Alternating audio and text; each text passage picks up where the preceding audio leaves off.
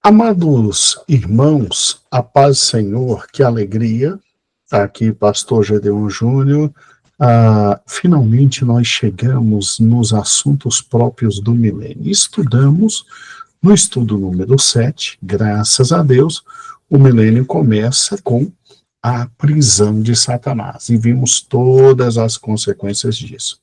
No estudo número 8, nós tivemos o prazer de estudar sobre quem é o rei no milênio, ou seja, quem é que vai exercer o poder no milênio.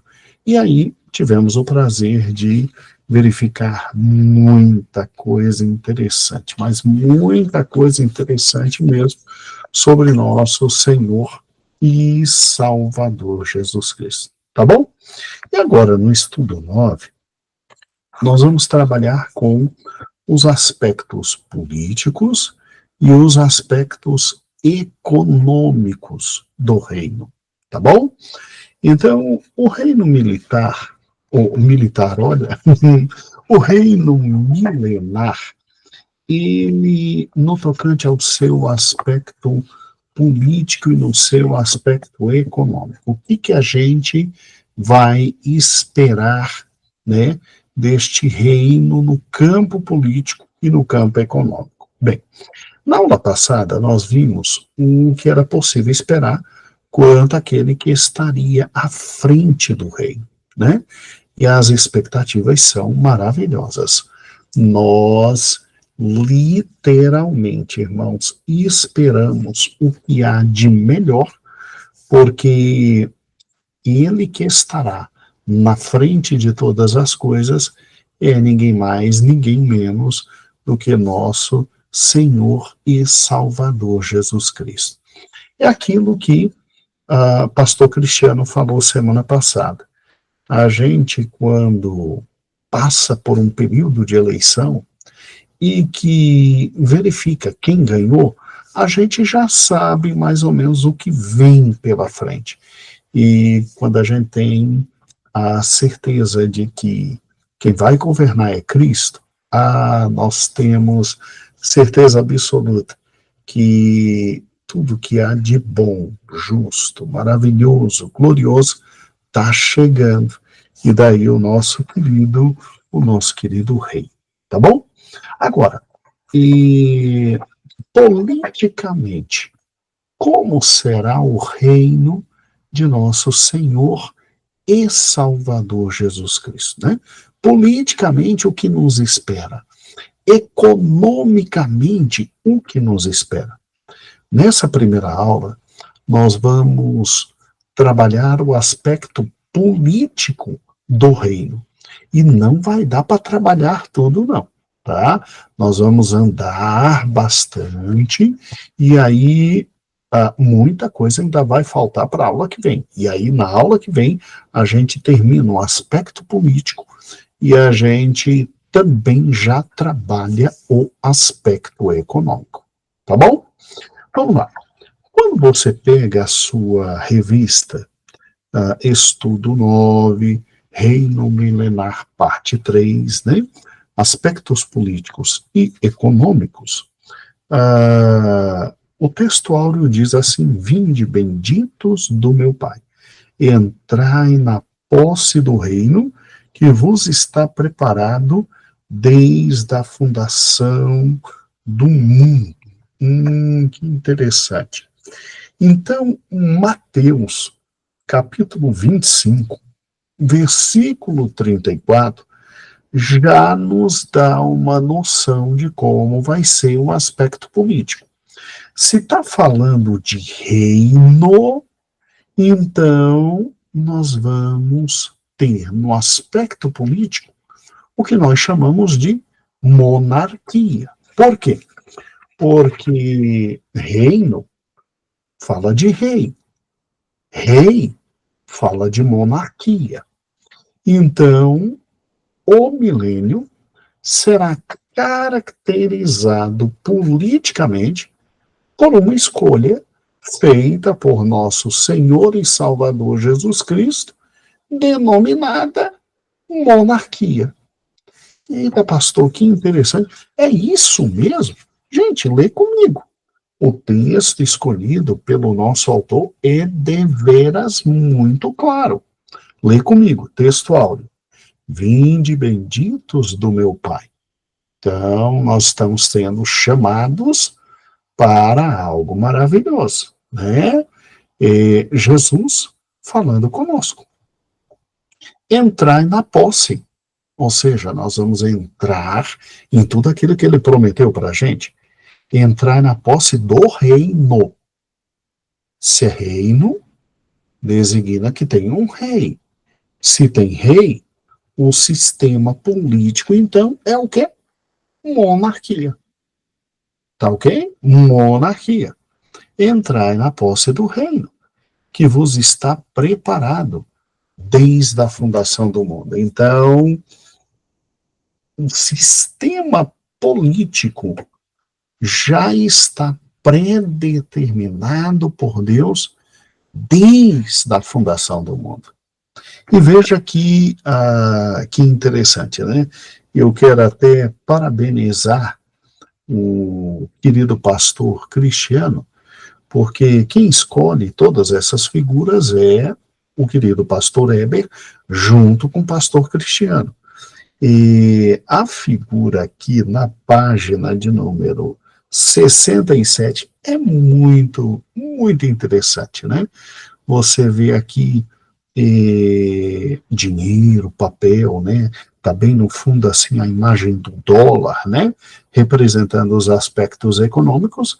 E aqui você tem setas que representam aqueles aspectos ou figuras das bolsas de valores, né?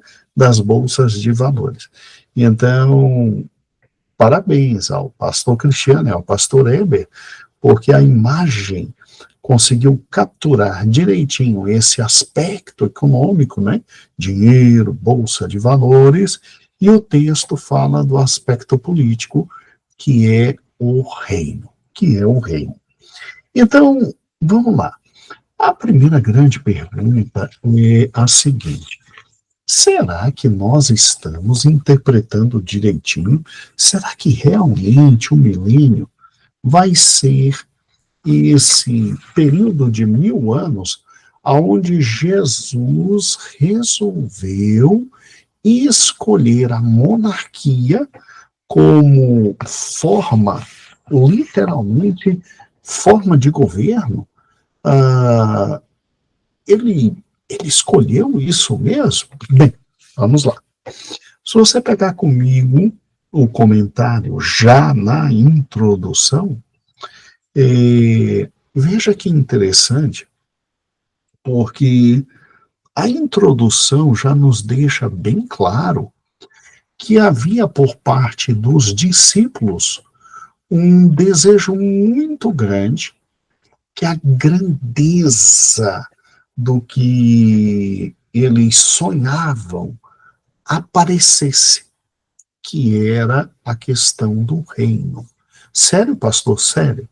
Todo judeu sempre soube da história da grandeza do reino de Davi e principalmente do seu filho Salomão. E quando um judeu pensava no Messias, vinha na cabeça dele o grande Davi e alguém maior do que Salomão. Então já vinha na cabeça dele a figura de um rei, a figura do seu filho, um rei maior do que ele mesmo, mas não saía da cabeça dele a figura da monarquia. Da monarquia. Então, quando você pensa em Jesus e no milênio, Jesus por ser judeu, Jesus por ser filho de Davi, Jesus por vir dessa descendência, ele não optaria por um outro tipo de governo, senão a monarquia, até em razão da origem dele, até em razão do sonho que o povo dele já vinha alimentando durante todo esse tempo, e até em razão dos grandes profetas já terem descrito ele como o maior de todos os reis. É o que vamos ver nessa lição. Então, não tem para onde. À medida que a gente vai pensando, a gente não consegue ver outro tipo de governo senão a monarquia. E olha que Jesus nunca retirou dos seus discípulos o anseio pela monarquia. Tão somente disse para eles: aguenta aí, porque quem estabelece os tempos é o meu Pai. Sim, eu vou estabelecer a monarquia. Ela vai ser uma monarquia diferente de absolutamente todas, não se preocupe, mas é meu Pai que diz os tempos. Então, quando a gente olha aqui para a introdução, ao lermos o livro de Atos, capítulo 1, do versículo 3 a 6, nos revela que Jesus Cristo apareceu aos discípulos com provas incontestáveis de que estava vivo e permaneceu com eles por 40 dias. E durante todo esse período, ele está falando das coisas concernentes ao reino de Deus. Nisso, Jesus os admoesta a permanecer em Jerusalém até que fossem batizados com o Espírito Santo. E é nesse contexto que os discípulos perguntam: Senhor, restaurarás tu neste tempo o reino a Israel? Gente, eles não tinham outra coisa na mente a não ser o grande Davi, a época de ouro de Salomão e o reino. E Jesus não tirou essa expectativa deles. Não tirou. Vamos lá. Continuando, a pergunta é totalmente cabível. Jesus não tirou a expectativa deles, porque Jesus está falando acerca do reino de Deus e da manifestação do Espírito diretamente sobre eles. Sempre houve uma certeza por parte dos judeus de que o enviado de Deus, o Messias prometido, restauraria o reinado a Israel sobre o trono de Davi. Agora, com Jesus ressuscitado dentre os mortos, os discípulos tinham certeza de que estavam diante do reino. Não havia dúvida. Era agora só ele ir e sentar no trono e dominar no mundo inteiro. Já tinha ressuscitado. A resposta de Jesus não dá nenhum indício de que esse reino físico de Israel não existiria. Tá vendo? Ele não acaba com a expectativa, ao contrário, ele diz, vai ter, mas é o Pai que diz os tempos, não são vocês que dizem. Vocês estão doidos para eu ir governar, calma, tem o tempo correto para isso. Mas o coloca numa perspectiva futura. Gente, que coisa fantástica, né? Então, Jesus nunca negou. Se tem alguém que não brinca com a verdade, esse é Cristo, porque ele é a verdade. E ele nunca negou que seria uma monarquia. Uma monarquia. Pastor, o senhor tem certeza? Sim, eu tenho certeza. Olha que interessante. Ponto 2. Aspectos políticos do reino milenar. 2.1. O reino previsto nas profecias é monárquico. O rei se assenta no trono, o governo estará sob seus ombros, ele recebe autoridade por doação divina. Isaías, inclusive, vê Cristo como juiz, legislador, rei. O reino é uma monarquia. Mas, pastor, peraí, vamos lá. Vamos colocar agora a revista aqui de lado, e aí vem uma pergunta. Mas E será que Jesus não se equivocou com isso? Será que a decisão pela monarquia é uma decisão correta? Bem, aí eu com o Cristiano preparamos um slide para você. Muito bem. Então quer dizer que é monarquia mesmo. Gente, depois de todo esse momento que nós trabalhamos com a querida página inicial, né? Ou seja, a página 67. E, obviamente, lendo a introdução, tá bom? E leia também, por gentileza, o ponto 2, aspecto político do reino. Ao fazermos uma análise dos textos proféticos acerca do milênio, é impressionante a clareza que temos do reino milenar. Será um reino ideal, tal, trono histórico, e lê até o 2.1. Não lê o 2.2, não. Lê até o 2.1. E aí vem, vamos lá, então tá bom. Então, desde a fundação do mundo já está escolhida a monarquia como um sistema político que Jesus vai usar no milênio. E não só no milênio, como na eternidade. Mas vamos lá. Por que monarquia? Será que o Senhor Jesus escolheu direitinho? Bem, vamos juntos. Pensa comigo. Primeira característica da monarquia. A monarquia é um sistema de governo, né? Diferente da república. A gente só consegue entender a monarquia se a gente comparar ela com a república. Então, qual é a diferença de uma para outra? Vamos lá. Na monarquia, você tem a presença do monarca. Então, quando é que eu tenho uma monarquia? Quando eu tenho a efetiva presença do monarca. E eu tenho um rei, na ausência dele, eu tenho uma rainha, ou então um imperador ou uma imperatriz. Sempre que você tiver a presença dessas figuras políticas, você está diante de uma monarquia. Para que você entenda que está diante de uma república, mesmo sem saber tudo como ela é, você tem que ter a presença do presidente da república. Eita, pastor. Então, no Brasil, nós não vivemos numa monarquia, nós vivemos numa república. Isso. Nós já fomos monarquia.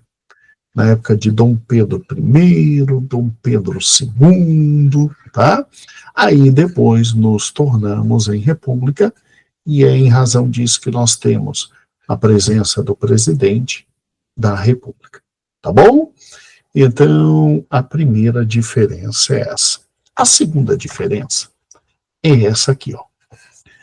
Quando se tem uma monarquia, como que é a questão do tempo de governo do monarca, e quando se tem uma república, como é a questão do tempo de governo do presidente da república? Bem, vamos lá. Na monarquia, você tem o que nós chamamos de vitaliciedade. O rei detém o seu poder até a morte. O rei detém o seu poder até a morte. E aí, quando ele morre, aí é que alguém sucede no poder. Na República, não. Na República, nós temos a temporariedade. E isso significa que aquele que está no poder, o presidente, ele vai deter o poder por período determinado pela lei. Então, tem uma lei que determina quanto tempo o presidente estará no comando. A nossa lei, que é a Constituição, diz que o presidente da República ficará no poder por 4 anos. Depois de 4 anos, ou ele se reelege, porque a nossa República permite uma reeleição, ou então outra pessoa sucede no poder. Então, exemplo disso, o antigo presidente que tivemos foi o Bolsonaro. Ficou 4 anos, e aí agora, em razão da eleição, um novo presidente nós temos, que é o presidente Lula. Tá certo? Então, o poder, ele transita muito mais fácil, ele é renovado de forma muito mais tranquila e muito mais rápida e muito mais fácil, né? Então, essa é a segunda diferença. Tá, então, peraí, então, se Jesus escolheu a monarquia, então Jesus será chamado de rei, isso. Não teremos mais presidente de república, não. Jesus será chamado de rei. Agora, se Jesus escolheu a monarquia, ele então será rei até a morte dele. Bem, ele não morre, né? Ele não morre. Ele vai ser rei eternamente. Ele não morre, tá? Ele, quando veio aqui, morreu entregando a sua vida para nos salvar. Ele não vai mais morrer, e então será monarquia eternamente. Tá ok? Bem, vamos lá.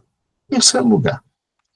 A monarquia, quando o rei morre, como é que um novo rei é escolhido? Bem, um novo rei é escolhido pelo critério da hereditariedade, ou seja, o poder passa de geração a geração dentro de uma mesma família. Então, aquela família, ela vai se perpetuando no poder, porque quando morre o pai, vem, de regra, o filho mais velho, e ele exerce o poder, né? Ele exerce o poder. Então, foi o que aconteceu agora na Inglaterra. Morreu a rainha da Inglaterra, e a Elizabeth, né? E assumiu agora o filho mais velho, o Charles, né? O que era esposo da Diana, agora tem uma outra esposa e etc, sem nenhum problema, tá bom? E na República não. O poder, ele é por intermédio de eleição. O poder passa de um presidente para outro através da eleição. Tá. No caso de Cristo, como Cristo não vai morrer mais, ele vai reinar eternamente, e nós não teremos questão de sucessão de Cristo por hereditariedade, porque ele vai reinar eternamente. Bem, mas pastor, será que na monarquia nós temos vantagens? Bem, para e pensa. Qual é a primeira vantagem da monarquia? É a estabilidade. E estabilidade, porque na República muda toda hora, né, o governo de 4 anos, aí o que um começou, o outro vem e desfaz, aí quando já está terminando, o outro vem e desfaz. Na monarquia não, você tem uma estabilidade política, e isso possibilita continuidade de programas de governo. Então, pensa comigo, olha, um monarca, por ter vitaliciedade, ou seja, ele fica no poder enquanto está vivo, e isso evita rupturas, muitas rupturas frequentes, e isso evita crises, né? Trazendo, então, previsibilidade de quê? Das instituições e das políticas de Estado. Vou dar um exemplo extremamente simples. Vamos lá, você que está me ouvindo, sai um prefeito, entra outro. Se aquele prefeito não é do mesmo partido, ou se não é da mesma diretriz política, ele desfaz tudo que o outro prefeito fez e começa do zero, e a gente se arrebenta todo. Na monarquia não há esse problema, porque Um rei vai viver durante muito tempo na vida. E aí, que ele vai vivendo possibilita com que o tempo de vida dele ele possa trabalhar com muita calma, dando estabilidade às instituições que tem e às políticas. Então ele vai, começa aquela ponte e termina a ponte, ele vai e começa o aeroporto e de regra termina o aeroporto, começa aquela igreja, termina a igreja, começa o sistema de vilas do seu reino e termina, a construção de casa e termina, e não tem essa história de que o outro vem e desfaz tudo, tá? E se isso acontecer, é porque o filho dele não quer dar continuidade, o que é muito difícil acontecer. Então, a primeira vantagem é essa, a estabilidade política, né, e a continuação de todas as políticas de Estado. Vamos lá. Segunda vantagem de uma monarquia é a questão da neutralidade partidária do chefe de Estado. Né? Como assim, pastor? Vamos lá. De regra, o rei não tem vínculo nem com um partido nem com outro, porque existem partidos, existe disputa de poder abaixo do monarca. Mas como ele está acima de todos, ele não tem vínculo com nenhum partido. Isso possibilita o quê? Possibilita ele ser aquele árbitro isento que diminui quando tudo está querendo pegar fogo. Isso traz por consequência uma confiança muito grande nas instituições, reduzindo polarização política. E, gente, polarização política é o que há de pior no mundo. Né? Nós contra eles, nós somos os bons, eles são os maus, famílias divididas ao meio, gente que não pode mais se falar no meio da rua. Não, quando você tem um rei, tem os partidos, mas em última análise, o rei, como decide todos os fatos, ele vai diminuindo, e essa guerra que existe dentro do reino dele, e isso traz, obviamente, maior tranquilidade, maior paz. Tá ok? Terceiro lugar, terceira vantagem, coesão nacional e representatividade simbólica. Vamos lá. A figura do rei é aquela figura para o qual todos olham e todos, de alguma forma, se veem nele com alegria, com felicidade, com representatividade, né? Então, o monarca é esse que encarna a tradição, a identidade nacional, ele é aquela pessoa máxima nos eventos solenes, nos momentos de crise, é a pessoa que junta todo mundo, né? Eu vou lhe dar um exemplo para que você possa entender, porque no Brasil não temos monarquia. Então vamos lá, pensa comigo, ó. Quando você está dentro da igreja, né? E aí está um grupo brigando com o outro, está tendo divergência, problema. Quando chega um pastor, gente, é incrível. Quando o pastor chega, existe assim por parte de Deus uma bênção tão grande, mas tão grande, que quando ele chega, aí todo mundo vai para cima dele, né, com todo o respeito, né, vai atrás dele, perguntando quem é que está certo, quem não está, o que vai fazer, de que lado ele está. E aí o sábio pastor, ele diz, gente, vamos juntar tudo, vamos ver o que há de bom aqui, ó, do lado A, vamos ver o que há de bom do lado B, vamos fazer uma coisa, vamos juntar tudo, vamos trabalhar de forma junta. E aí, em razão do pastor, essa é a mesma figura do monarca no Estado, em razão do pastor, todo mundo se junta, todo mundo trabalha junto, e a figura dele, né, do pastor no Estado, o rei, então, passa a ser aquela figura de convergência e de muita representatividade simbólica, né?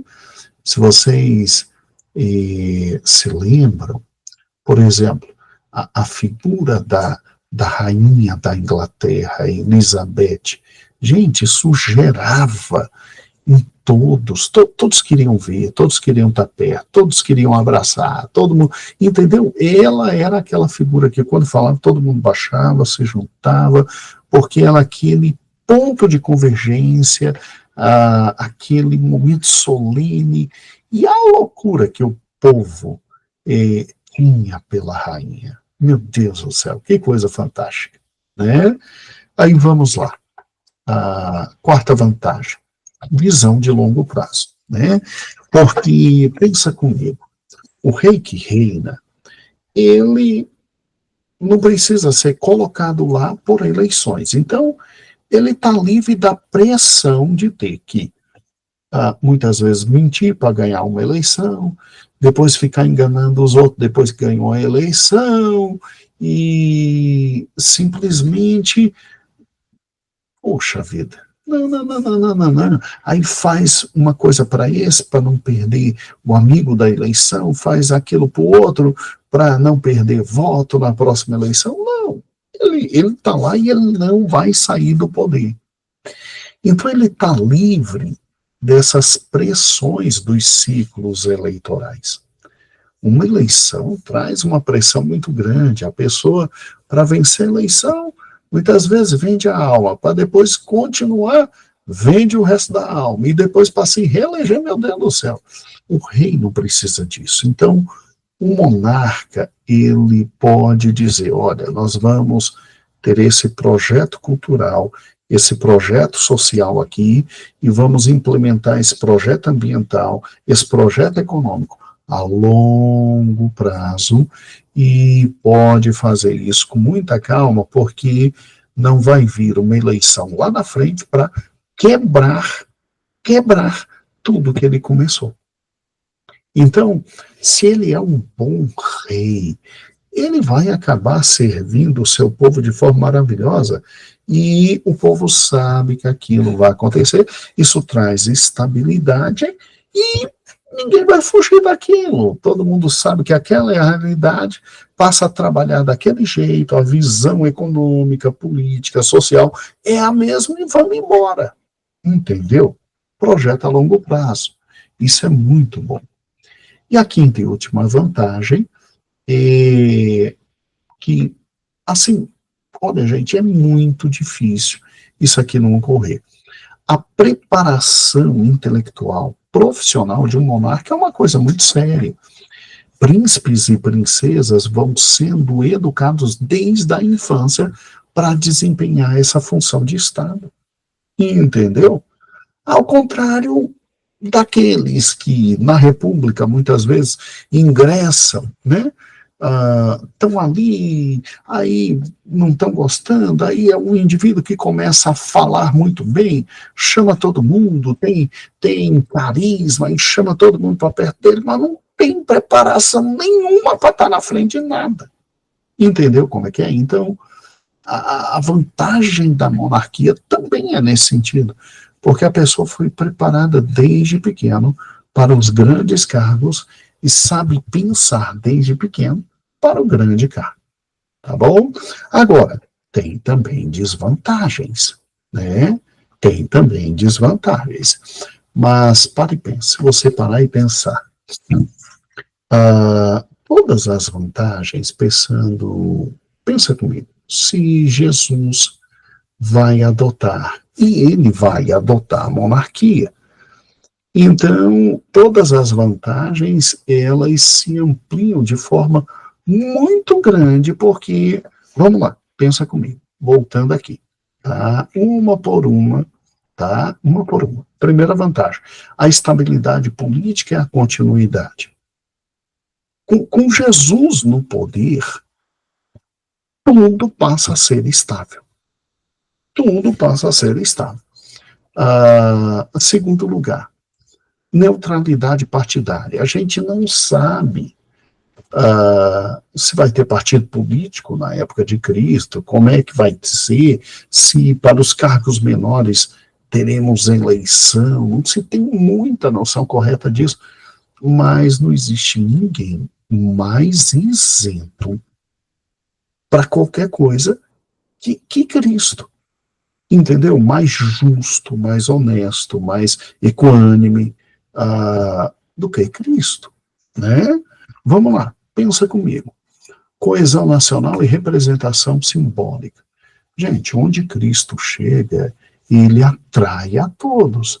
E quem não vai ser atraído por ele, quem não tem para ele a questão da convergência, né? Em quarto lugar, ninguém precisa dizer que o nosso Cristo tem a melhor de todos, o que tem a visão mais a longo prazo, né? Tanto é que nos deu o Apocalipse, tá bom? Ninguém tem melhor visão. E me diga quem está melhor preparado para exercer o governo do mundo que não o Senhor Jesus Cristo. Tem alguém melhor do que ele? Vamos ser francos. É o mundo que retorna para o seu Criador. Tem alguém a essa altura? Vamos lá. Ele que criou tudo está recebendo de volta o mundo para coordenar absolutamente tudo. Eu acho que não tem, né? Agora vamos lá. Tá. Eu não posso dizer que na monarquia só tem vantagens. Tem um lado difícil também. O lado das desvantagens. Pensa comigo. Primeira grande desvantagem da monarquia é a questão do abuso do poder. Por isso que na república tem eleição. Porque você não estava gostando muito do indivíduo, tu chuta o indivíduo, na outra eleição bota o outro e acabou. Mas e na monarquia? Na monarquia não tem isso de chutar o rei. Ou você cria uma revolução e mata o rei, né? Ou então já era. Eita, pastor, e se ele abusa do poder, né? Porque poder absoluto sempre corrompe, e corrompe de forma absoluta. Ok, e eu concordo com você. Mas será que Cristo abusaria do poder que tem? Vamos lá.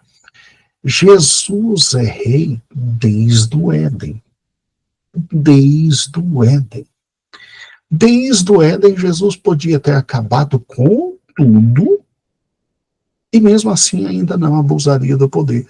E ele permitiu que o homem governasse junto com ele durante todo esse tempo, mesmo quando o homem deu poderes ao diabo, entregando o seu coração ao diabo e, em última análise, sendo usado pelo diabo para fazer tudo que é errado.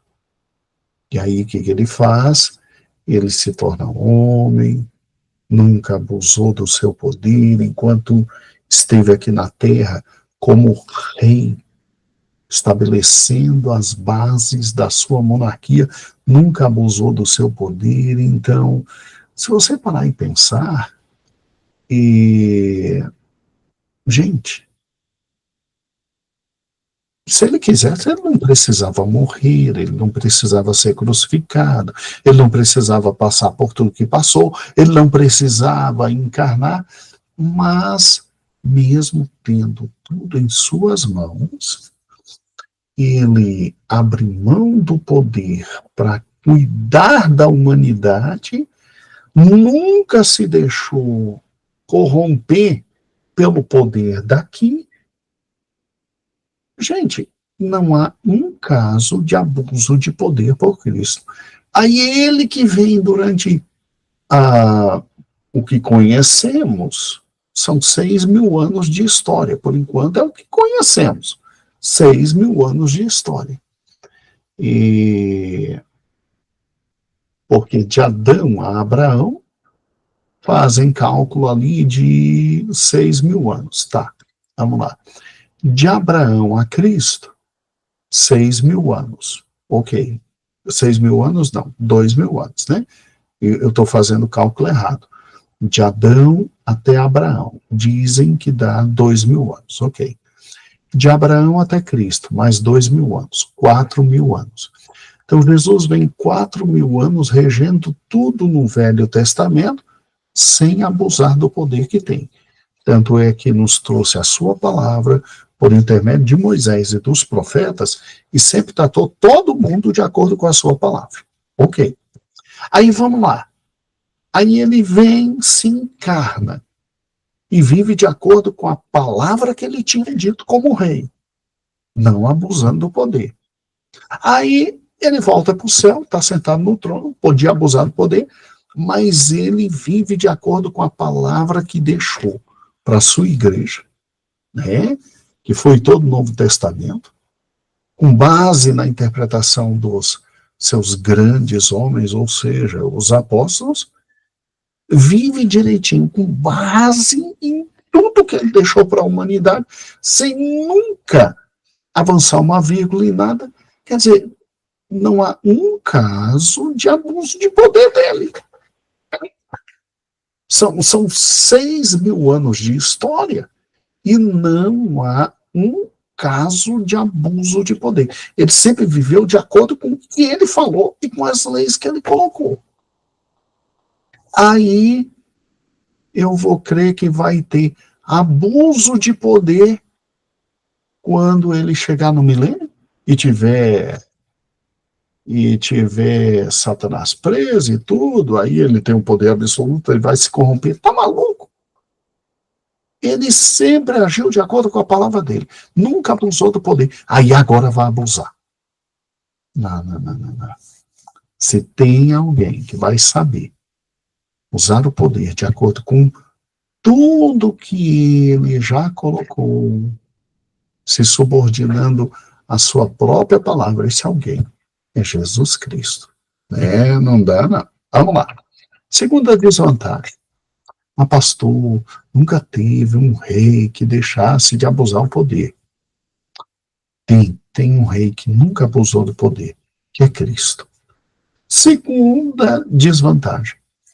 As questões de desigualdade e justiça social. Tá, vamos lá. Pensa comigo. Se você parar e pensar, quando existe uma monarquia, a sociedade é organizada com base em estruturas de classe que alcancem o quê? Que visam possibilitar que a monarquia exista e que visam possibilitar o perpetuar do poder do monarca. Então é aquilo. Tudo é criado para que a monarquia exista. E tudo é criado para que ela se mantenha. Então, aquele monarca se mantenha no poder e depois seu filho continue. Tudo é criado dessa forma. E aí, aquela velha história, né? Quem vai ser o monarca? Aí é aquilo, né? Aí o indivíduo que às vezes tem um poder econômico corrompe os outros e etc. Ou então, pela força, ele se impõe e ele vira o primeiro monarca. Então, e já tem uma estrutura que ele, de alguma forma, corrompeu ou pelo dinheiro ou pela força para virar um monarca. E aí, para continuar sendo monarca, aí ele continua ou pelo poder ou pela força, se mantendo ali. Daí a velha piada, né? Aos amigos, tudo. Porque foram os amigos que me botaram como rei e são eles que estão me mantendo. E aos inimigos, aqueles que eu não gosto, o rigor da lei. O rigor da lei. Gente, será que vai ter no reinado de Cristo exatamente esse tipo de jogada? Esse tipo de jogada? Bem, a gente pode pensar no reinado de Cristo à luz de tudo que aconteceu na primeira vinda dele, porque ele veio como rei.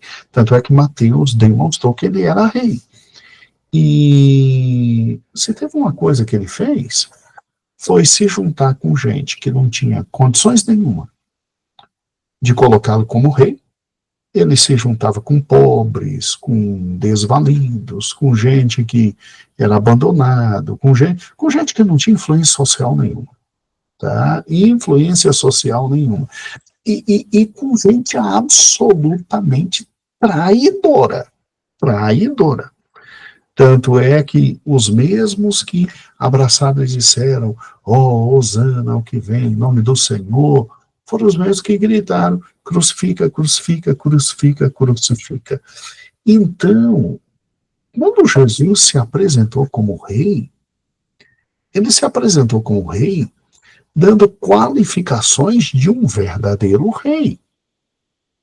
E de um rei que não precisou do pessoal rico para estar lá, do pessoal poderoso para estar lá, do pessoal que ele depois tinha que manter. Não, não, não, não, não.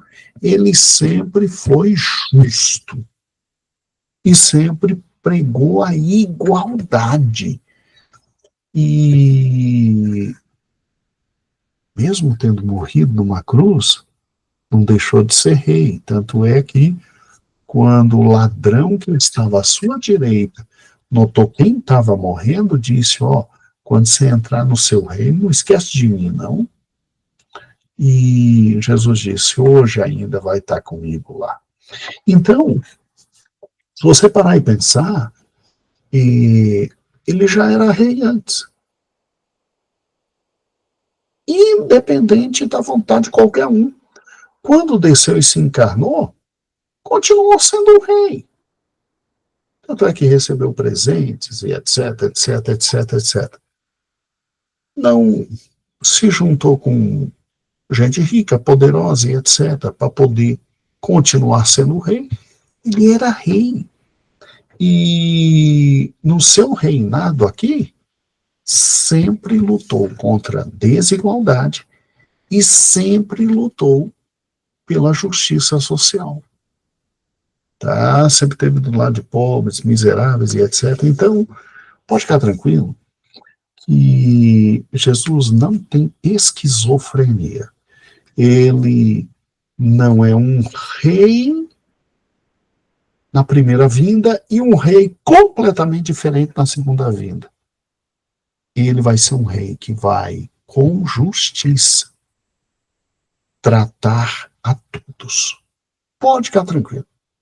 Por quê? Porque ele não depende de estrutura social, estrutura política, estrutura econômica das classes que ele privilegia para chegar ao trono. Não, não, não, não, não, não. Ele é rei por si mesmo. Todo o poder é dele. Ele é rei por si mesmo. Então pode ficar tranquilo. E a terceira e última desvantagem de se ter a monarquia, acho que também a gente não vai ter com Cristo. Por quê? Porque na monarquia, de regra, e a falta de responsabilidade, de transparência, ocorre de forma grande. Como assim? Falta de responsabilidade, pastor? Vamos lá, vamos lá. O rei não erra.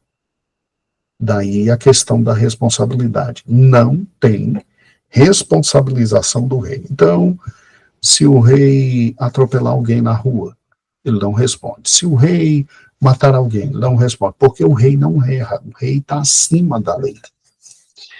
E vamos lá. Poxa, pastor, que maldade, né? Mas, pastor, os reis humanos erram. Sim, eles erram. Mas eu te garanto, Jesus não erra. Por quê? Porque ele é Deus. Ele não é só homem. Ele também é Deus. Ele não erra. Então, não há problema nenhum.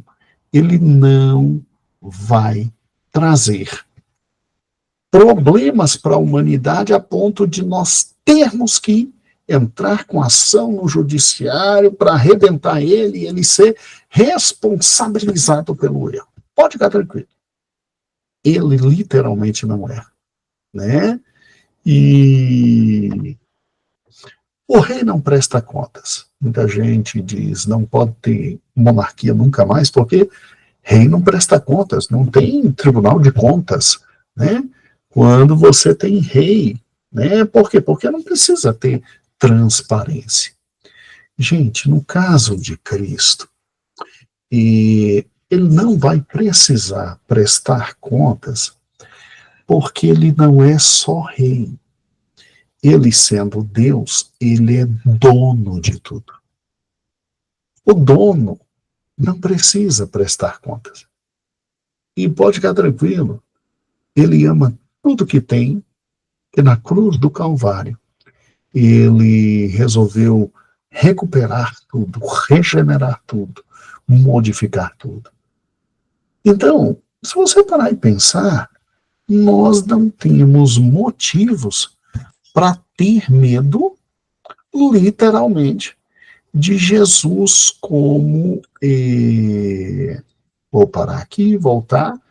De Jesus como rei.